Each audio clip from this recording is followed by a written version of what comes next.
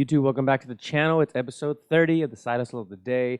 Today we're talking about one that I have not seen anybody really cover, and it's odd because if you've worked any kind of retail in the past or customer service-based businesses, you've probably heard the term, and that is secret shoppers.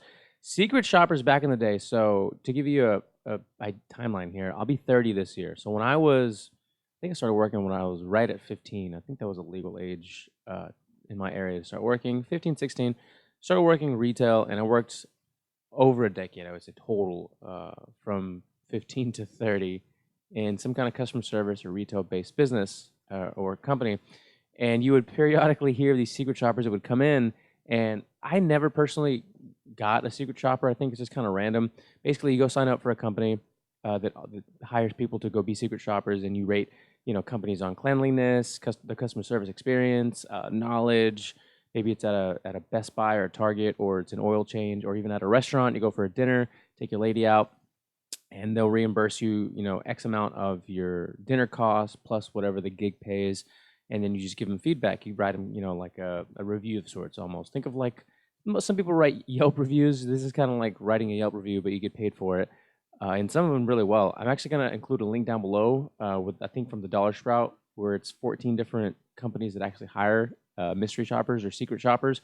And one guy or one person made $14,000 in a year at the peak of his, mystery shopping gig span. And that was weekends, during lunch breaks, on the way home from, his full-time job. 14 grand in a year just a mystery shop, and you're getting reimbursed for what you buy, and you're getting paid for the gig itself. Crazy.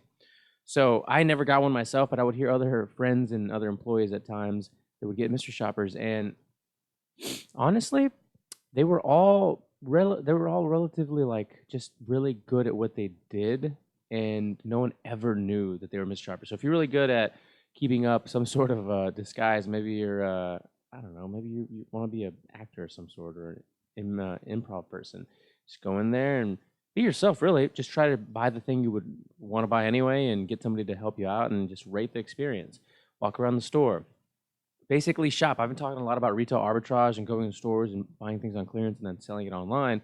A lot of people are doing that. Here's another approach of doing it. Instead of actually going out, buying, investing some money, and selling it online, just go pretend to be a mystery shopper and make some extra dough.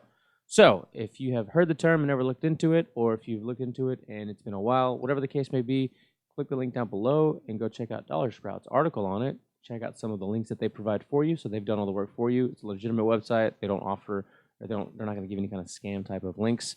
And see what you come up with, or see what comes of it. And I'll see you guys tomorrow. It'll be Friday, episode 31.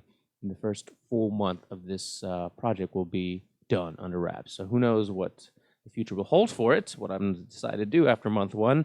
But be ensured that it'll be good. See you tomorrow. Enjoy your day. Hit like if you like this. Hit subscribe if you want valuable information like this in the future. And go binge on previous videos. See ya.